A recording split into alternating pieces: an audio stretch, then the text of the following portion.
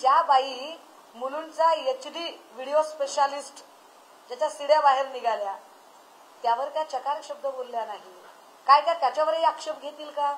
घेतला पाहिजे त्यांनी सोमय्यावर सुद्धा आक्षेप घेतला पाहिजे की सोमय्या कसा काय प्रचार करू शकतात आता. कारण बाई ज्या पद्धतीने बोलत आहेत त्यांचं जर एकूण जर म्हणणं ऐकलं तर त्या न्यायाला धरून मग सोमय्या सुद्धा रदबातलच ठरतात. मग सोमय्यांवर सुद्धा फुली मारावी लागेल सगळ्यांनी मिळून. बाई सोमय्यावर फुली मारणार आहात का? प्रज्वल रेवन्नाला उमेदवारी देऊन त्यांचा प्रचार करणाऱ्या नरेंद्र मोदींना तुम्ही फुली मारणार आहात का? आणि नरेंद्र मोदी हे खऱ्या अर्थाने महिलांचा सन्मान करण्यास लायक नाही असं स्टेटमेंट जाहीरपणे तुम्ही देणार आहात का? तर तुमच्या बोलण्याला अर्थ होईल. नाहीतर आपलं ठेवायचं झाकून या न्यायाला काहीच अर्थ नाही.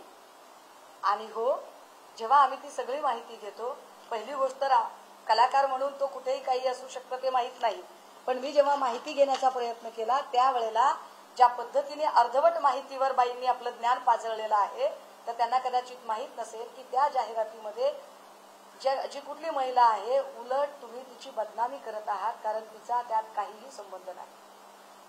जो एक त्याच्यामध्ये जे मेल कॅरेक्टर आहे ते मेल कॅरेक्टर कुठल्या तरी वेब सिरीज मधलं कॅरेक्टर आहे.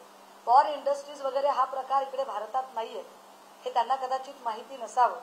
परंतु कदाचित त्या म्हणजे माझ्यासारखा माणूस एखादा माहितीपट बघेल, एखादा डॉक्युमेंटरी फिल्म बघेल, एखादे काय बायोग्राफिकल एखाद्या नेत्याचं काही एखादं चित्रचरित्र असेल तर ते पुस्तक वाचायला घेईल. आम्ही कधी पॉर्न फिल्म बघितल्या नाही. कदाचित चित्राबाई पॉर्न फिल्म जास्त बघत असतील त्यामुळे त्यांना जास्त माहिती असेल. परंतु अशा पद्धतीने जर तुम्ही घाईघाईने व्यक्त होणार असाल तर आधी आपल्या पक्षाचा सल्ला घ्या. आपल्या पक्षामध्ये प्रज्वल रेवन्ना, किरीट सोमय्या किंवा नवनीत राणा किंवा कंगना राणावत किंवा मनोज तिवारी किंवा अनेक किंवा जारकिहोळी किंवा अनेक अशी नावं आहेत. म्हणजे मी लिस्ट काढली तर फार मोठी होईल ती लिस्ट.